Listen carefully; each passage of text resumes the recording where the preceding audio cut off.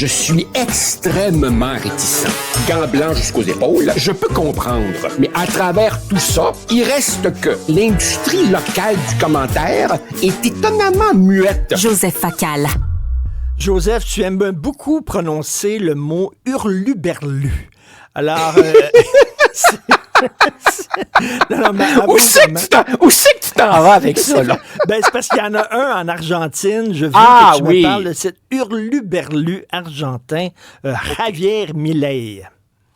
Écoute, Richard, je suis très heureux que tu aies voulu en parler parce que c'est absolument fascinant ce qui se passe là-bas et nos médias en traitent très peu. Alors, en résumé, Javier Milei, la prononciation du J pour les Québécois. Javier Milei est un économiste argentin dans la mi-cinquantaine, pas du tout un politicien de carrière. Le gars s'est fait connaître comme commentateur dans des émissions de télévision où il jouait vraiment la grande gueule truculente qui dit les vérités. Et à la surprise générale, le gars s'est fait élire en 2023 président d'Argentine. Pourquoi c'est un cas unique? Richard, c'est le seul chef d'État au monde, et je crois que c'est le seul de l'histoire, qui est authentiquement libertarien. Le gars a fait campagne avec une tronçonneuse, et maintenant qu'il est élu, ben il agit.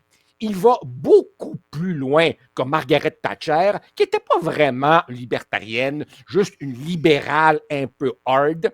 Et donc, il se passe en Argentine quelque chose d'absolument fascinant.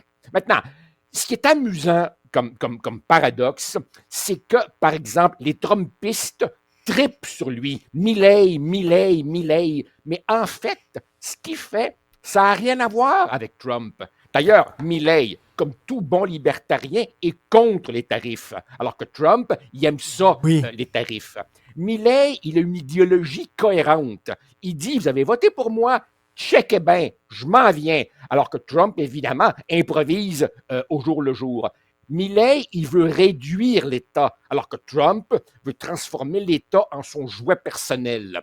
Alors, check bien ce qu'il fait. En un an, il a réduit le nombre de ministères de 18 à 8. En un an, il a réduit les dépenses publiques de 30 %, un tiers en un an. Première affaire qu'il a faite dès qu'il est arrivé, il a dit tous les travaux publics en cours, vous allez m'arrêter ça tout de suite. Et bon, évidemment, va-t-il réussir? Va-t-il échouer? Pour le moment, les premiers signes sont plutôt encourageants, mais pour des raisons que je t'expliquerai si tu me poses la question, c'est quelque chose qui est assez spécifique à l'Argentine et je vois assez mal comment ça pourrait être transposé ailleurs. Mais c'est véritablement une expérience fascinante. Écoute, tu en parles sous l'angle économique, mais il y a aussi un combat social qu'il mène parce que, écoute, on a tous appris ça dans les médias.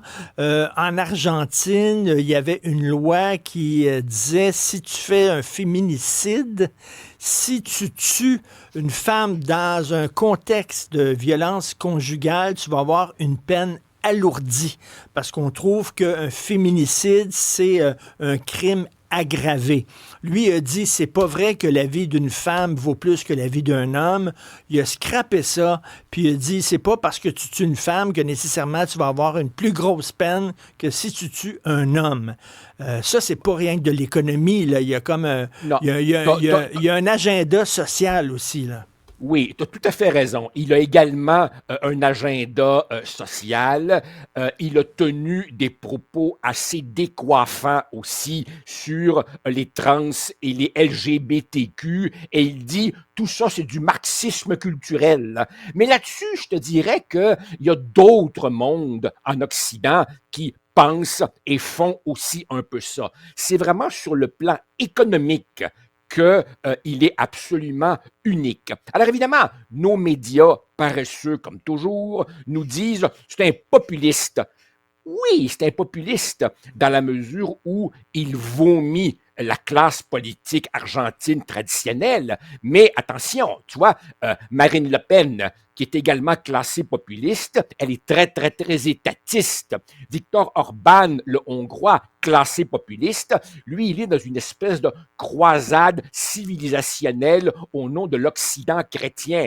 Milei, vraiment, son cheval de bataille principal, c'est la réduction de la taille de l'État. Et à cet égard, écoute, il a dégagé un premier surplus budgétaire. Écoute, Richard, surplus budgétaire en Argentine, c'est invraisemblable, invraisemblable.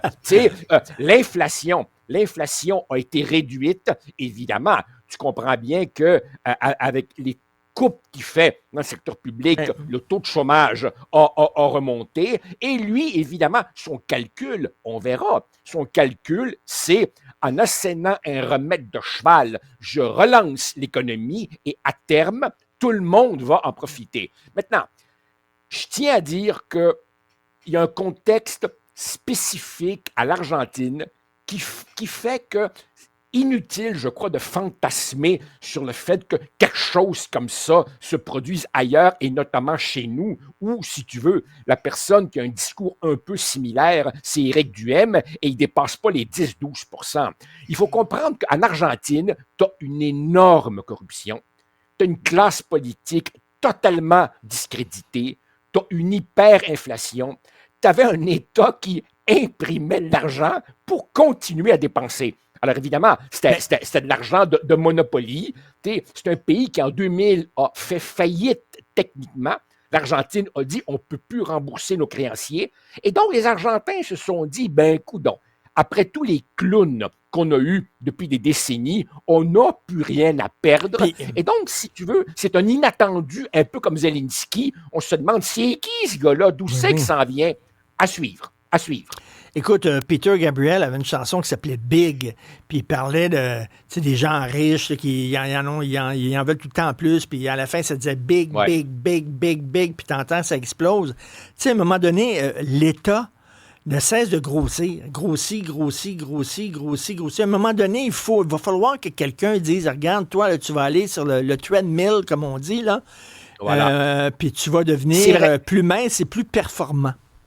C'est vrai, Richard, mais pourquoi est-ce que c'est si difficile de faire ça? Brièvement, Richard, représente-toi l'arène politique comme une surface où tu as 3 grandes catégories d'acteurs. 3.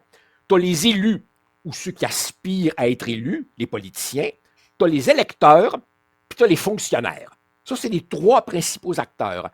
Ben, les électeurs, là, ils veulent toujours qu'on coupe ailleurs, pas dans leurs affaires. Si tu dis à un électeur, il y aura un nouveau programme taillé sur mesure pour vous, là, les gens vont être d'accord. Les gens disent, moi, j'ai des droits. Le voisin a des privilèges. Les élus, eux, deuxième catégorie, eux, ils ont compris que tu vas chercher bien plus de votes en dépensant qu'en coupant. Ben oui, madame, moi, vous le construire, votre tronçon de route. Ben oui, monsieur, vous l'aurez, votre école. Et les fonctionnaires, eux, ben, ils n'aiment pas trop ça, hein, se saborder.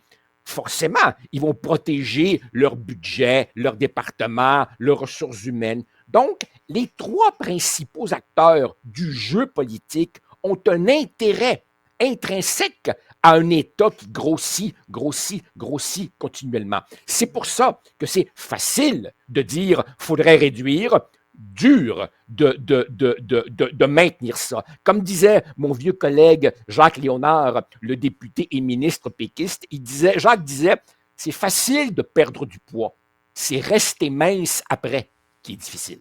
Exactement, tout à fait. Parce que à force de creuser ton appétit, tu finis par tomber dedans. Joseph, question, vendredi demain, est-ce qu'on reprend notre tradition du vendredi cinéma? Moi, ça me tente et je te propose un sujet. Avec Trump, pourquoi on ne parlerait pas des films portant sur des chefs d'État ou sur des gens qui vont en politique puis qui sont un petit peu mégalomanes puis un peu bizarres. Il y a plein de sujets qui me viennent plein de films qui me viennent en tête, genre Caligula ou des affaires de même. Là. Ben, Caligula qui avait nommé son cheval sénateur, je Et crois. voilà, C'est un peu ça, là. OK, parfait, je prends la balle au bon. À demain. Merci, Joseph. Salut. Salut, bye.